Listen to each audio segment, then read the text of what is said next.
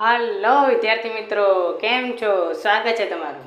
તો મિત્રો, આજે આપણે ધોરણ 9ના વિષય વિજ્ઞાનની અંદર 8મો પાઠ બળ અને ગતિના નિયમો એની અંદર આપણે જોવાના છીએ ન્યૂટન ગતિના બીજા નિયમ આધારિત દાખલા. એની અંદર પણ આપણે જોવાના છીએ આજે સ્વાધ્યાયના દાખલા. ગઈ વખતે આપણે જોયા હતા ન્યૂટન ગતિના બીજા નિયમ આધારિત દાખલા, પણ એ હતા એક્ઝામ્પલના દાખલા, અને આ છે આપણા સ્વાધ્યાયના દાખલા. ચલો આપણી જર્ની, આપણી જે યાત્રા છે શરૂ કરીએ. આપણો પહેલો દાખલો છે જે સ્વાધ્યાયની અંદર પહેલાં તો કેવું આપેલું એક એમસીક્યુ પ્રકારનું આપેલું, એટલે એ મેં નહીં લીધું. એમસીક્યુનો હજી ત્રીજો વિડીયો આવશે જેની અંદર હું તમને એમસીક્યુ કરીશ બધા, બરાબર? આ તો હાલ ફિલહાલ શું કરાવું છું? સ્વાધ્યાય કરાવું છું. તો ચલો એના પર ફોકસ કરીએ.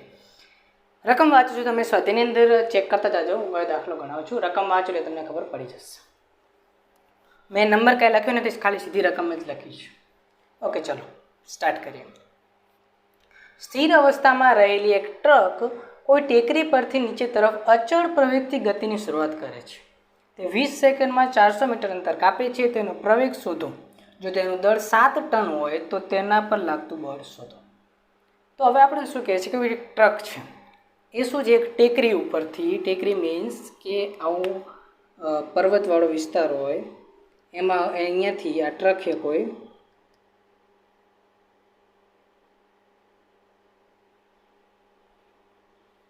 ગાડી બનાવી હતી નહીં, ટ્રક એ ટેકરીવાળા વિસ્તારમાંથી નોર્મલી જ વાત છે કે ટ્રક શું છે નીચે પડી જ જાય ધીરે ધીરે એની રીતે ગમે એ વસ્તુ આપણે સરકી જ જાય. સાયકલ હોય કે બાઇક હોય કે ટાયરવાળો વિસ્તાર હોય તો ઓટોમેટિક આપણે રેસ આપવાની જરૂર જ ના પડે, એમને નીચે જતું રહે.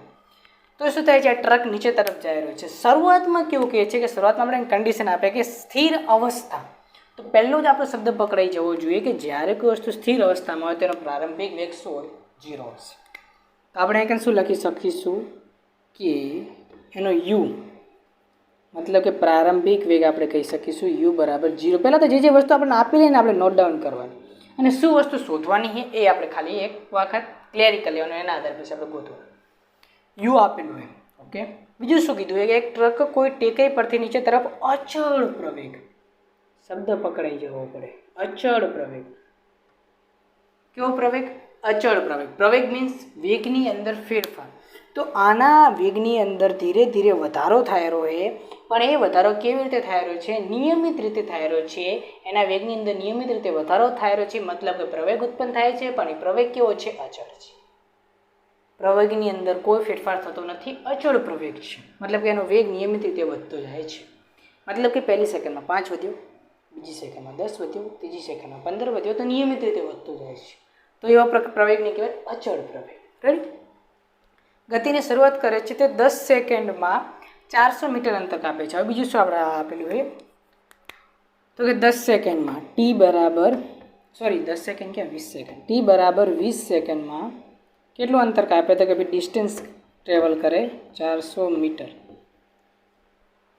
કાપે છે. તેનો પ્રવેગ શોધો. તો આપણે શું શોધવાનું છે? એ શોધવાનું છે, ફર્સ્ટ કન્ડિશન. બીજું કીધું છે કે તેના પર લાગતું બળ શોધો, તો એફ શોધવાનું. રેડી? એ તો ખબર છે કે ન્યૂટન ગતિના બીજા નિયમ પરથી એફ બરાબર ma. દળ આપણને આપેલું હોય, કેટલું આપેલું હોય? જો તેનું દળ 7 ટન હોય તો આપણે દળ બી લખી શકીએ કે એમ કેટલું આપેલું છે? 7 ટન. 1 ટન એટલે 1000 કિલો, તો 7 ટન એટલે 7000 કિલો. તો આપણે દળ આપેલું હોય, પ્રવેગ આપણે જો શોધી લઈએ તો આપણે બીજા નંબરમાં આપણે બળ મળી જાય. બરાબર? તો પહેલાં જ આપણે મેન શોધવાનું હોય પ્રવેગ. તો હવે પ્રવેગ કેવી રીતે શોધશું? કઈ રીતે શોધશું? તો તમે આખી રકમનો એક જ હૃદય છે, એનું હૃદય પકડવાનું, એનું પોઈન્ટ પકડવાનું કે પોઈન્ટ શું છે. તો આખી રકમનો પોઈન્ટ છે અચળ પ્રવેગ. તો જ્યારે અચળ પ્રવેગ આવે ને મિત્રો, અચળ પ્રવેગ, ત્યારે એને 3 સમીકરણનો તમે ઉપયોગ કરી શકો છો. ઘણી વખત કેવું હોય, મેં જ્યારે 7મો પાઠ જ્યારે ચલાવ્યું ને ત્યારે મેં કીધું હતું અચળ પ્રવેગ શબ્દ પકડાય એટલે તમારે 3 સમીકરણ યાદ રાખવાના, જે મેં 7મા પાઠની અંદર કરાયેલા છે ગતિની અંદર. મેં તમને કીધું છે કે અચળ પ્રવેગ આવે ત્યારે 3 સમીકરણ મગજની અંદર આવી જવા જોઈએ. તો આ જે 3 સમીકરણ એ ક્યારે યુઝ કરી શકો? અચળ પ્રવેગ શબ્દ આવે ત્યારે. ઘણી વખત કેવું થશે, અચળ પ્રવેગ નહીં આપેલું તો એ તમારે માનવું પડશે કે અચળ પ્રવેગ હે. આપણે જે દાખલા આગળ જોશું એની અંદર અચળ પ્રવેગ ઉલ્લેખ નહીં કર્યો, પણ આપણે માનવું પડશે. બરાબર? તો આમાં તો ઉલ્લેખ કરેલો છે. તો હવે અચળ પ્રવેગ આવે તેના કયા 3 સમીકરણ? તેના 3 સમીકરણ કહી દઉં તમને. તેના 3 સમીકરણ છે એ કે વી બરાબર યુ પ્લસ એટી, ના જોયા હોય તો જોઈ લેજો, ડી બરાબર UT plus half AT square, બીજું V square minus U square બરાબર 2ab. હવે આમાંથી આપણને કઈ કઈ વસ્તુ આપણને લાગુ પડે એ સમીકરણ આપણે યુઝ કરીશું. તો તમે જુઓ, આપણે એ શોધવાનો છે, મતલબ કે પ્રવેગ શોધવાનો છે. તો પહેલા સમીકરણની અંદર જોઈએ તો આપણને અંતિમ વેગ તો કાંઈ ઉલ્લેખ કરેલો નહીં, તો એ સમીકરણ આપણે ખોટું પડી જાય. બીજાની અંદર વાત કરીએ આપણે અંતર. હા, તો કે ભાઈ અંતર આપેલું હોય, હા પ્રારંભિક વેગ આપેલો હોય, પ્રારંભિક વેગ કેટલો 0 હોય, બરાબર. 1/3 પછી એ આપણે શોધવાનો હોય, બરાબર. ટી આપેલું હોય તો કે આપણે ટી આપેલું હોય, તો બીજું જ નંબરનું સમીકરણ આપણા માટે પરફેક્ટ છે, આપણે એને યુઝ કરી શકીશું. એના આધારે આપણે એ પ્રવેગ શોધી લઈશું અને પ્રવેગ ઉપરથી આપણે બળ શોધીશું. રેડી? ચલો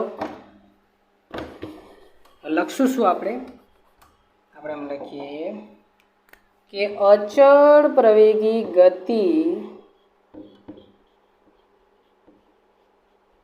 હોવાથી આપણે શું લખી શકીશું? અચળ પ્રવેગી ગતિ હોવાથી ડી બરાબર UT plus half AT square. હવે જો યુ એટલે પ્રારંભિક વેગ તો 0 है, 0 ગુણ્યા ટી, કોઈ બી વસ્તુને 0 વડે ગુણો તો શું થઈ જશે? 0 થઈ જશે. તો ડી બરાબર, આ તો 0 થઈ ગયું, આખું પદ કેન્સલ થઈ ગયું, 1/3 એટી સ્ક્વેર. હવે શોધવાનું છે શું? એ શોધવાનું છે, તો એને આપણે કરતા બનીશું. તો આ 1/3 ભાગાકારની અંદર આ બાજુ જશે તો ગુણાકારમાં થઈ જશે, તો શું થશે? 2d. પછી આ જે ટી સ્ક્વેર એ ગુણાકારમાં આ બાજુ આવશે તો શું થઈ જશે? ભાગાકારમાં જતા રહેશે, તો ટી સ્ક્વેર. અને આ બાજુ શું વધશે? એ વધશે. શું વધશે? એ વધશે. તો એ આપણને એનું સમીકરણ મળી ગયું.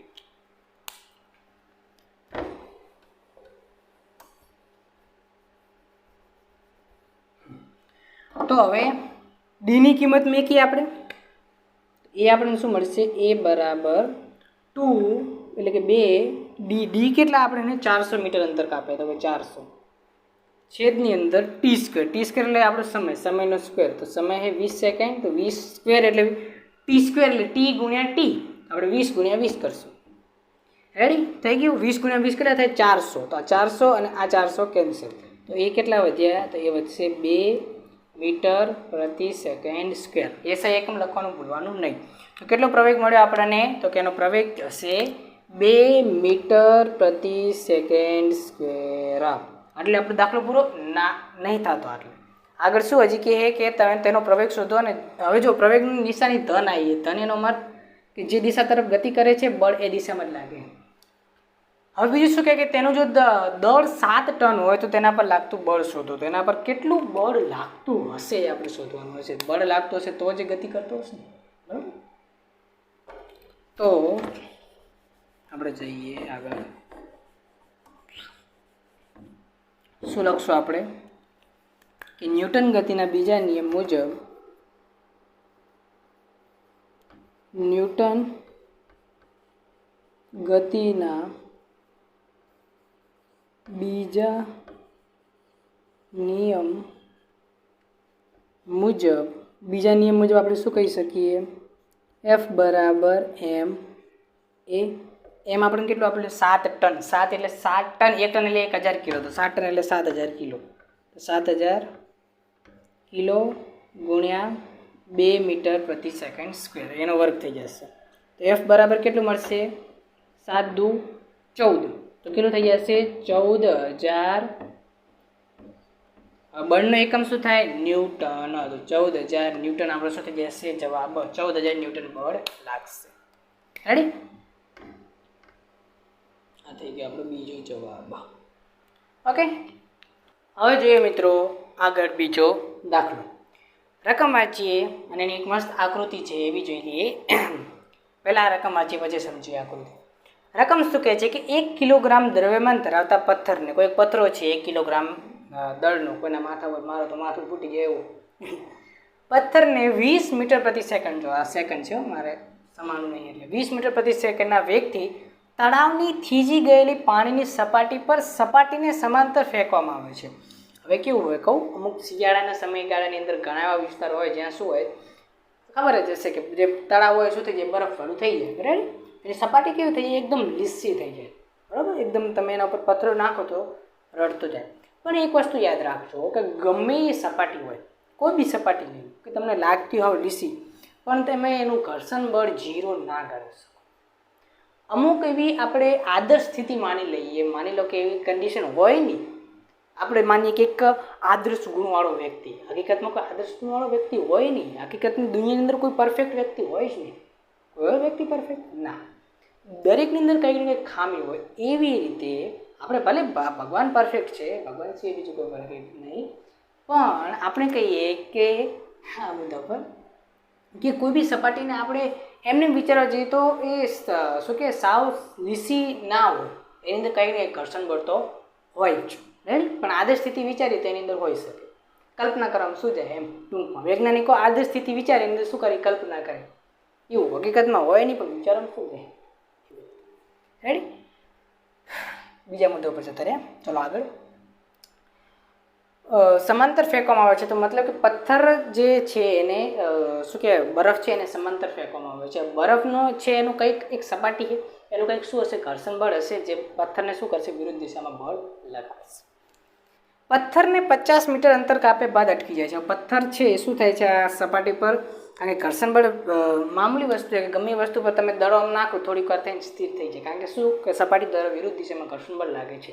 એવી રીતે આ સપાટી છે એના તમે કોઈ પથ્થરો નાખો તો સપાટી દ્વારા વિરુદ્ધ દિશામાં ઘર્ષણ બળ ઉત્પન્ન થશે, પરિણામે શું થશે, સ્થિર થઈ જશે.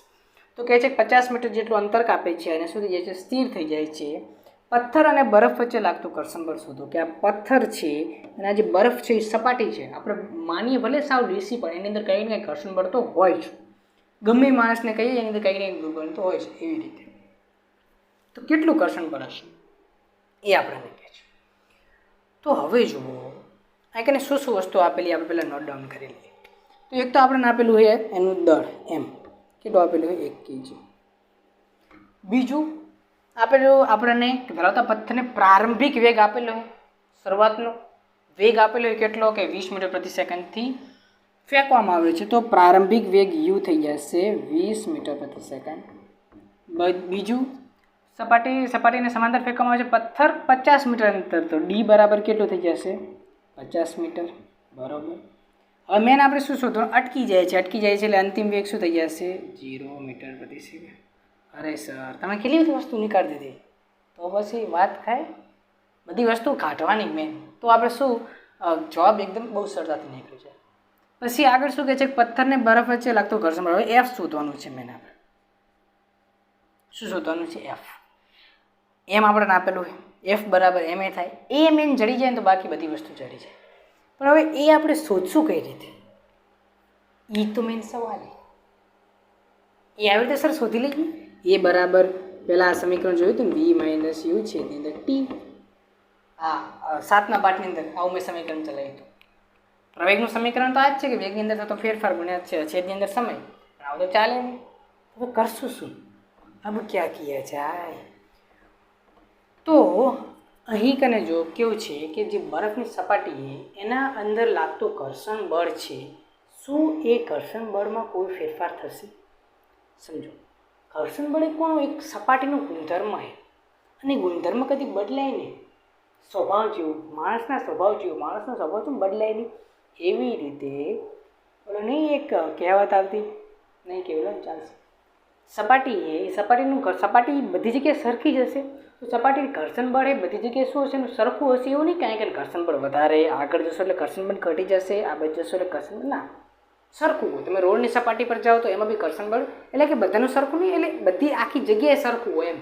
એવું નહીં કે આગળ તમે 1 કિલોમીટર આગળ આવ્યા તો ઘર્ષણ બળ વધારે, 1 કિલોમીટર પાછા ગયા તો ઘર્ષણ બળ ઓછું, એવું કશું નહીં થાય, બધી જગ્યાએ સરખું.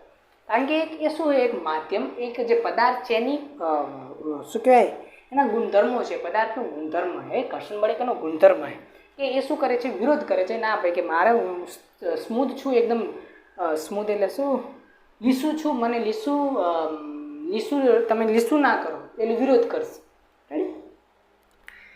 તો આ જે બરફનો ટુકડો છે અહીં જઈ રહ્યો છે, આ બરફનો ટુકડો ક્યાં, પથ્થર છે, પથ્થરને ફેંક્યો તો બરફ છે બધી જગ્યાએ સરખો જ હશે ને, એવું નહીં કે આગળ થોડું વધારે ઓછું ઘર્ષણ બળ લગાડે નહીં, બધી જગ્યાએ સરખું હશે. તો હવે તમે જાણો છો કે એફ બરાબર શું થાય, એમ એ થાય, બરાબર. હવે આના આધારે હું પ્રવેગને કરતા બનાવતો તો પ્રવેગને કરતા બનાવતો એફ એ બરાબર શું થશે એફ છેદની અંદર એમ. તો હવે આ સૂત્રના આધારે તમે જુઓ કે એ એટલે કે આપણો પ્રવેગ છે એ બે વસ્તુ પર આધાર રાખે છે. કઈ બે વસ્તુ? એક તો બળ ઉપર આધાર રાખે છે, કારણ કે એના સૂત્રમાં શું આવે છે? બળ આવે છે. અને બીજું શેના ઉપર આધાર રાખે છે? દળ ઉપર આધાર રાખે છે. બળ ઉપર અને દળ ઉપર, આ દ્રવ્યમાન બે વસ્તુ પર આધાર રાખે છે. રેડી? હવે માની લો કે હું કોઈ વસ્તુનું બળ વધારું. શું કરવું? કોઈ વસ્તુનું બળ વધારું તો એના પ્રવેગમાં શું ફેરફાર થશે? સમજો. માની લો કે આનો આ પથ્થરો છે. હવે હું આમાં પહેલાં મેં માની લો કે 10 ન્યૂટન બળ લગાડ્યું.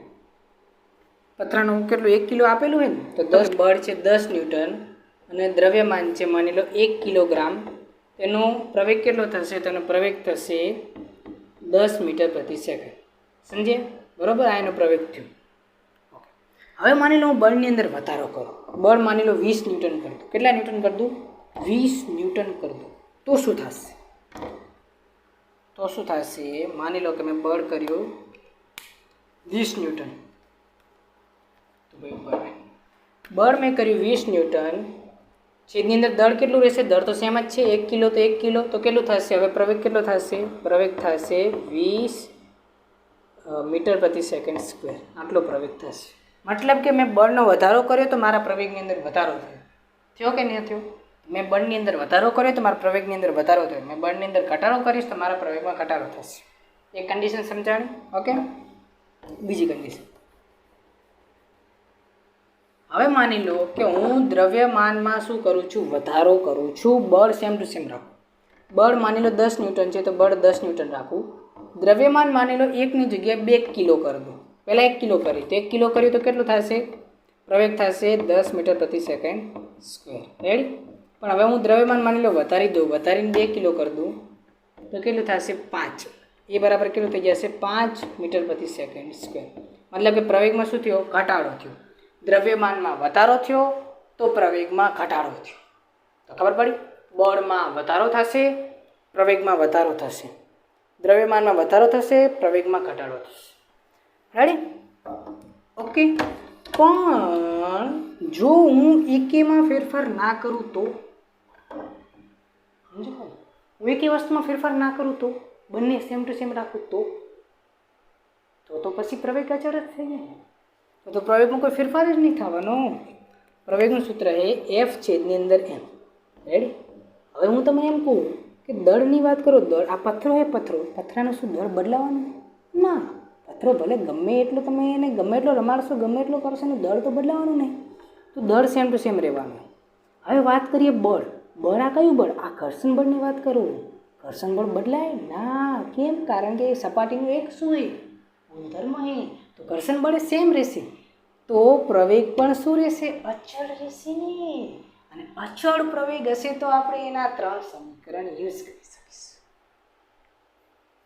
આપણે પ્રવેગ અચળ હોય તો જ એને આપણે 3 સમીકરણ યુઝ કરી શકીએ. એમને ના થાય, એમને યુઝ ના કરી શકીએ. રેડી? એના 3 સમીકરણ હોવા જોઈએ. પ્રવેગ અચળ હોવો જોઈએ તો આપણે 3 સમીકરણ યુઝ કરી શકીએ. રેડી? પહેલાંના માટે પ્રવેગ અચળ થવો જરૂરી. તો હવે આપણે લખશું, ચલી બધી માથાકૂટ કરીને, ચલો હવે લખીએ. પ્રવેગ અચળ હોવાથી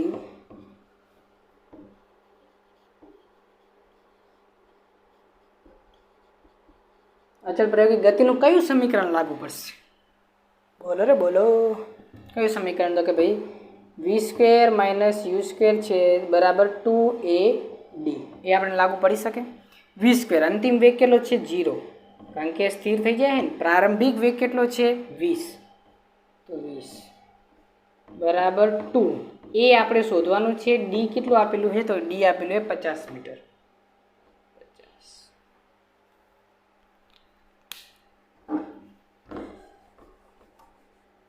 ઓકે. 0નો વર્ગ 0 માઇનસ 20નો વર્ગ 400 બરાબર 50 દુ 100, 100 એ. તો એ એટલે કે પ્રવેગ કેટલો મળી જશે?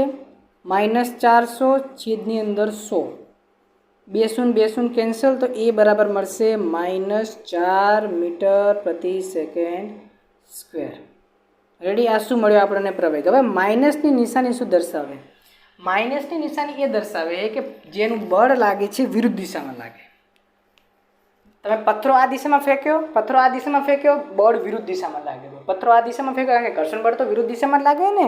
વિરુદ્ધ દિશામાં લાગે એટલું તો સ્થિર થાય ને, કે પથ્થરો આવી જ જતો હોય. તમે માન લો કે બળ એ તરફ લાગતો હોય, તમે પથ્થરો ફેંક્યો, આવે જ નહીં પાછું, જતો રહ્યો, બાય બાય, ટાટા, જાય.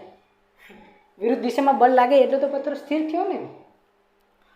એટલા માટે શું દર્શાવે કે ગતિ આ દિશામાં, જે દિશામાં ગતિ થાય એ દિશા ધન, એની વિરુદ્ધ દિશા ઋણ. તો જે તમારું બળ લાગેલું છે એ વિરુદ્ધ દિશામાં લાગેલું છે, ઘર્ષણ બળ, એટલા માટે માઇનસની નિશાની આવી. માઇનસની નિશાની એવું નહીં કે ઓછું લાગેલું હોય, એના કહેવાનો અર્થ કે દિશા વિરુદ્ધ, એમ, બીજું કશું નહીં. બાકી લાગેલું 4 મીટર પ્રતિ સેકન્ડ સ્ક્વેર. રેડી? આ તો પ્રવેગ, સોરી, બળ આપણે હવે શોધવાનું.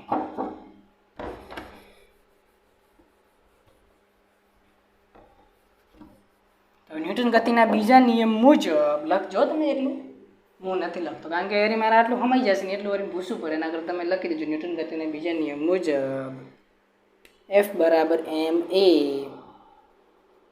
m એટલે કેટલું? 1 કિલોગ્રામ આપેલું હોય ને, 1 કિલોગ્રામ, અને એ કેટલું હોય? -4 મીટર પ્રતિ સેકન્ડ સ્ક્વેર. તો એ બરાબર કેટલું થશે? -4 ન્યૂટન. અને તમારે એક લીટી લખવી તો લખી શકાય કે ઋણ નિશાની એ વિરુદ્ધ દિશા દર્શાવે છે. રેડી? તો આ થઈ ગયો આપણે બીજા નંબરનો નહીં પણ બીજો દાખલો. હવે જે મિત્રો આગળ બીજો પ્રશ્ન.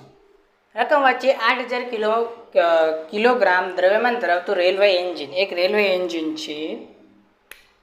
એક કોઈનું ખાલી તમને દોરીને બતાવી દઉં, કારણ કે જગ્યા આપણી જોડે છે નહીં. એટલે એક આપણું રેલવે એન્જિન છે. તમે રેલવે જોયું હોય ને, રેલવેમાં ખબર આગળ એક મેઇન ડબ્બો હોય, એના સિવાય પાછળ બીજા બધા ડબ્બા હોય.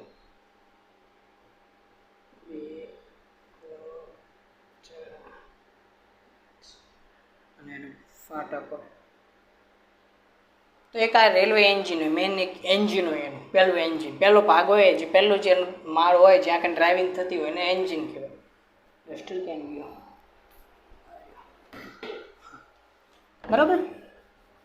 તો કે રેલવે એન્જિનનું કેટલું દળ આપેલું હોય? તો આપણે રેલવે એન્જિનનું કીધું હોય કે 8000 કિલોગ્રામ રેલવે એન્જિનનું દળ છે ખુદનું.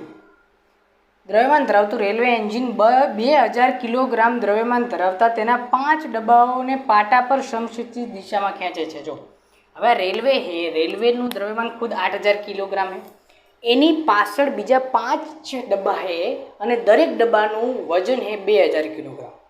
અમને લખવું જોઈએ, પ્રત્યેક લખવું જોઈએ, પણ લખ્યું નહીં. બરાબર? લખવું જોઈએ પ્રત્યેક.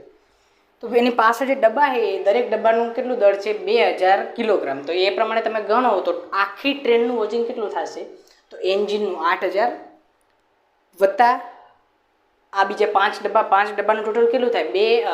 એકનું 2000, એવા કેટલા? 5000. તો 10000 આ અને બીજું 8000 આ, મતલબ કે ટોટલ 18000 થશે.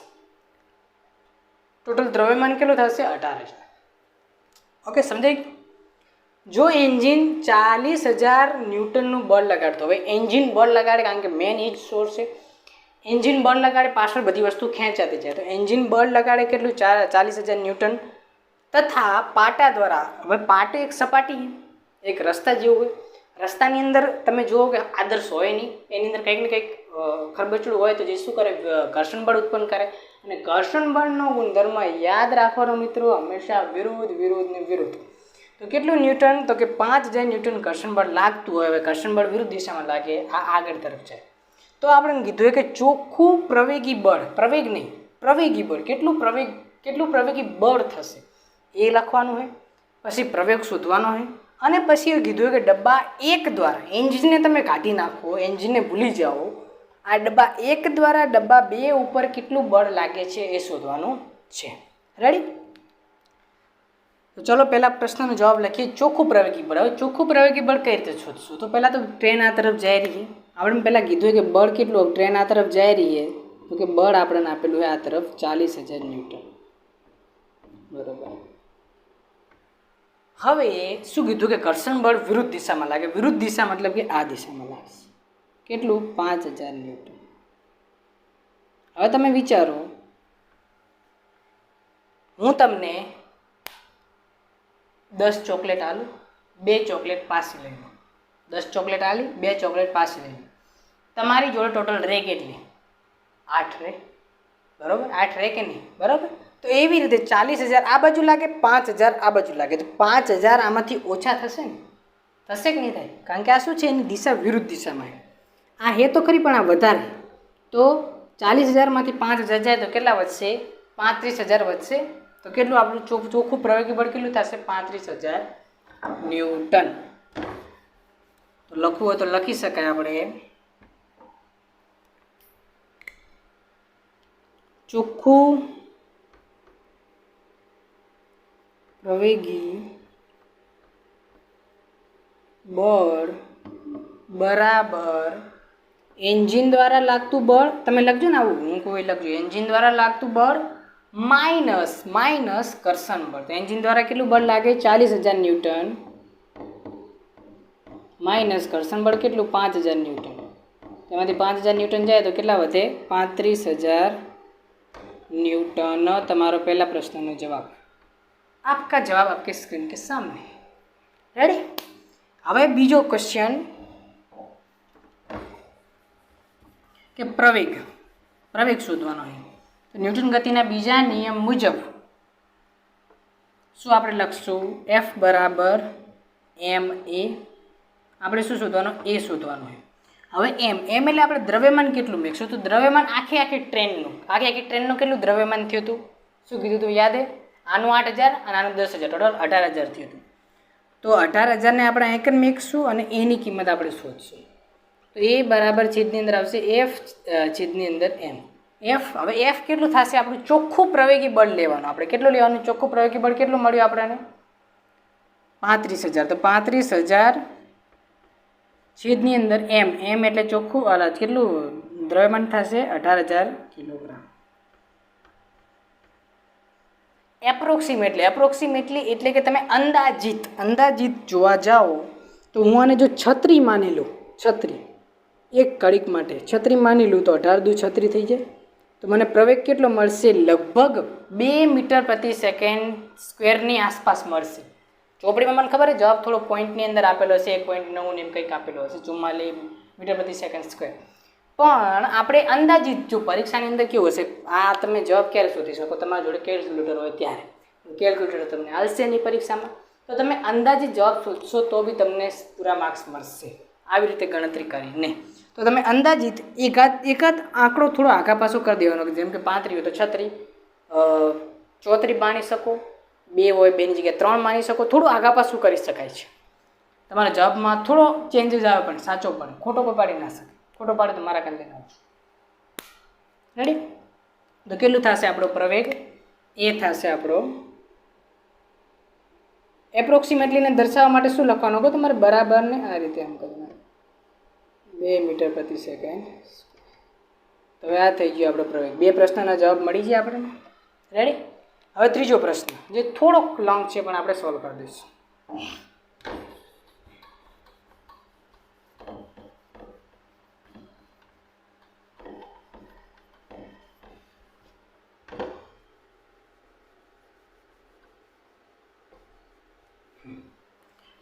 હવે શું કહે છે કે ડબ્બા 1 દ્વારા ડબ્બા 2 પર લાગતું બળ શોધવાનું છે.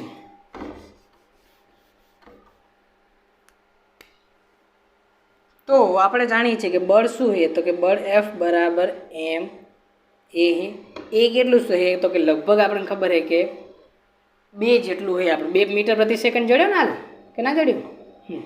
હવે એમ મેન મેકવાનો, કઈ રીતે મેકવાનો એ મેન જોવાનું હોય કે ડબ્બા 1 દ્વારા ડબ્બા 2 પર બળ. તો હવે જો, તો આગળનું આપણે દળ નહીં કરવાનું, એન્જિનનું દળ કાઢી નાખવાનું. તો તમે 36,000માંથી એન્જિનનું દળ કેટલું? 8,000. 36માંથી 8,000 કાઢી નાખો એટલે કેટલા વધે? 28,000 વધે. 28,000 વધે ને. અને ડબ્બા 1નું દળ પણ કાઢી નાખો. ડબ્બા 1નું દળ કેટલું થશે? બીજું 2,000, મતલબ કે 28,000, 26,000 થાય લગભગ. થાય કે ના થાય? આ બધા ડબ્બા છે 1, 2, 3, 4 અને 5 અને આગળ એન્જિન. હવે એમ કીધું કે ડબ્બા 1 દ્વારા ડબ્બા 2 પર કેટલું બળ લાગે, તો તમે શું કરો, આ એન્જિનનું દળ ભૂલી જાઓ, ડબ્બા 1નું દળ ભૂલી જાઓ, કારણ કે ડબ્બો 1 એ ખુદ બળ લગાડેલો એટલે એનું દળ ભૂલી જાઓ. હવે વધ્યું કોણ, આ 4 વધ્યા, આનું વજન કેટલું 2000, આનું 2000, આનું 2000, આનું 2000, 2 2 4 2 3 6 2000 છે ને, 2 2 4 2 3 6 2 ચોક 8, તો કેટલું થશે ટોટલ 8000, કેટલું થશે ટોટલ 8000. તો હું એમ કેટલું મૂકીશ, એમ 8000, તો એફ બરાબર 8000 કિલોગ્રામ છેદની ગુણાકારમાં 2 મીટર પ્રતિ સેકન્ડ. તો એફ બરાબર કેટલું મળશે, લગભગ 8 દુ 16 એટલે કે 16000ની આસપાસ મળશે. જવાબમાં મને ખબર છે 15000 એમ કંઈક આ આંકડો આપેલો, પણ આપણે 16000 લખશું તો બી ચાલે, કોઈ ખોટું ના પાડી શકે. રેડી, કારણ કે આપણે પ્રવેગ એના આધારે ગોત્યું. Ready, okay. અહીં 1.9 હોય તો કંઈક 15000 જેવો જવાબ આવી શકે છે, પણ 16000 બી સાચો પડશે. ઓકે. હવે જે મિત્રો આગળ એક ગાડીનું દળ, એક ગાડી જઈ રહી છે આપણે રસ્તા ઉપર, ધૂમ મચાલે ગાડીનું દળ છે 1500 કિલોગ્રામ.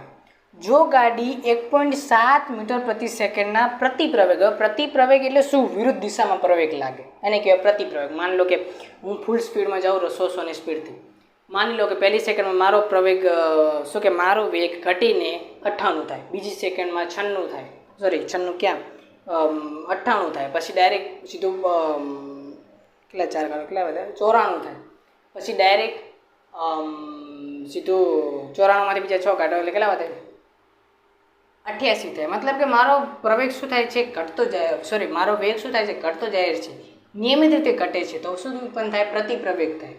કેવો શું ઉત્પન્ન થાય, પ્રતિપ્રવેગ ઉત્પન્ન થાય. જો વેગ નિયમિત રીતે વધે તો પ્રવેગ ઉત્પન્ન થાય, જો વેગ નિયમિત રીતે ઘટે તો પ્રતિપ્રવેગ ઉત્પન્ન થાય. કેટલો પ્રતિપ્રવેગ ઉત્પન્ન થાય છે, અહીં કને ઋણ નિશાની એ દર્શાવ, ઋણ નિશાની હે નહીં પણ લખી દીધું પ્રતિપ્રવેગ, એટલે ઋણ નિશાની દર્શાવવાની કોઈ જરૂર નથી. ઓકે. 1.7 મીટર પ્રતિ સેકન્ડના સ્ક્વેરના પ્રતિપ્રવેગથી સ્થિર થતી હોય તો ગાડી તથા રસ્તા વચ્ચે લાગતું કેટલું ઘર્ષણ બળ લાગતું હશે આપણે શોધવાનું છે. તો હવે રસ્તો તો સેમ જ હશે બધી જગ્યાએ, એવું થોડી કે રસ્તામાં કારણ કે ઘર્ષણ બળનો ગુણધર્મ એ થોડીક બદલાઈ જશે, બધી જગ્યાએ અલગ અલગ હોય ને, ઘર્ષણ બળ સેમ જ રહેશે. રેડી. તો શું પહેલાં આપણને આપેલું હોય, શું કઈ વસ્તુ આપેલું, એમ આપેલું હોય, એમ આપણને આપેલું હોય 1500 કિલો. પછી બીજું આપેલું છે પ્રવેગ એસિલરેશન, કેટલું આપેલું છે 1.7 માઇનસ લખી શકાય, લખવું હોય તો 1.7 મીટર પ્રતિ સેકન્ડ સ્ક્વેર. લખશું ન્યૂટન ગતિના બીજા નિયમ મુજબ. ચલો મૂળ લખી દો, તમે નહીં લખતા, બહુ જ આળસી છો. ન્યૂટન ગતિના બીજા નિયમ મુજબ, ન્યૂટન ગતિના બીજા નિયમ મુજબ શું લખીશું આપણે, એફ બરાબર એમ એ, એમ કેટલું થશે 1500 અને એ કેટલું આપણે માઇનસ 1.7 એટલે એપ્રોક્સિમેટલું કેટલું થશે, 100 નાને હાલ દઈશું તો 150 ગુણ્યા 17 કરી નાખો ફટાફટ. 150 ગુણ્યા 17 એકમ દશકની શૂન્ય, 150 ના 150, 7 ની શૂન્ય, 15 સીતા 5 સીતા 35 નો 5 3, 7 1 7 7 3 10, કેટલું થશે 0 5 5 2 2550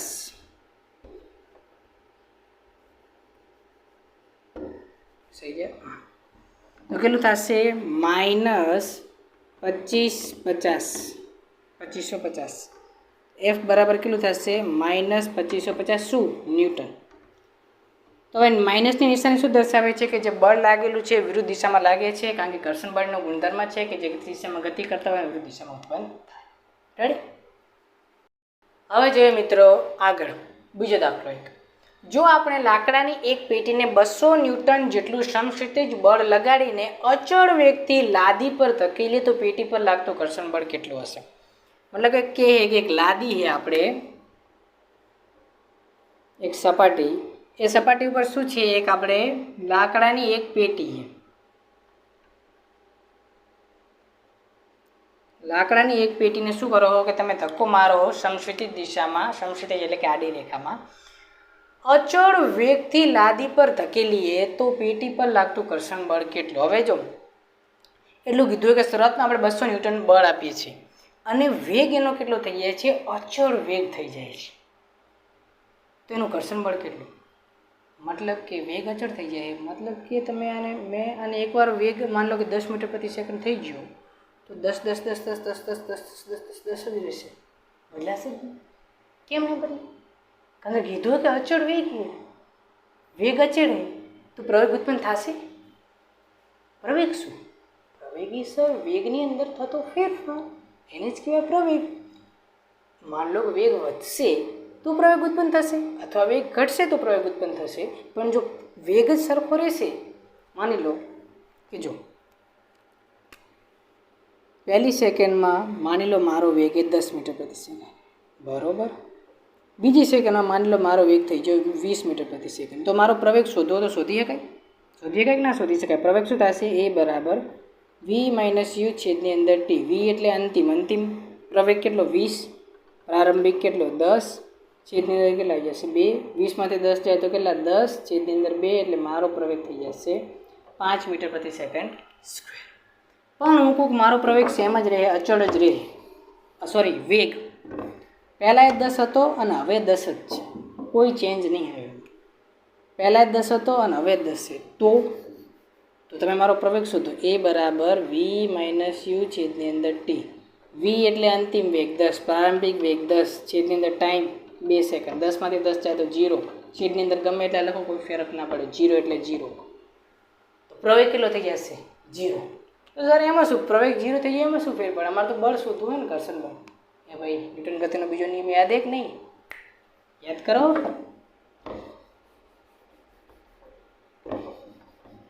શું હે? તો કે ન્યૂટન ગતિનો બીજો નિયમ હે ભાઈ F બરાબર ma. ભાઈ સાહેબ પ્રવેગ જ 0 થઈ જશે તો તમે દળ ગમે એટલું રાખી દો, 10,000 લાખો, 1 લાખ રાખી દો, પણ આ પ્રવેગ 0 હે. 10,000 માન લો, 10,000 કિલો રાખી લીધું, પણ પ્રવેગ જ 0 હોય. તમે ગમે એટલા રાખશો, 0 × 0 0. તો બળ કેટલું થશે? ઘર્ષણ બળ 0. સપાટીનું ઘર્ષણ બળ 0. રિયલ કિસ્સાની અંદર આવું ના હોય, બટ આઈડિયલ એટલે વિચાર્યું એવું, કલ્પના કરીએ. કલ્પના કરવાનું શું જાય? કલ્પના એવી શક્તિ છે કે તમે શું યાર લિંક તૂટી છે, કાંઈ વાંધો નહીં. इस तरफ કલ્પનામાં ગમે એ કરી શકાય. લે ટૂંકમાં 10,000 કિલોગ્રામ એ અને 0, તો એને 0 વડે ગુણો તો શું જવાબ આવશે? 0 જ આવશે. રેડી? તો ઘર્ષણ બળ કેટલું લાગશે? 0 ન્યૂટન લાગશે. ઓકે. પ્રવેગ શું હોવાથી? અચળ. વેગ અચળ હોવાથી પ્રવેગ 0 થશે. લાઈન લખીએ તો લખી દેજો.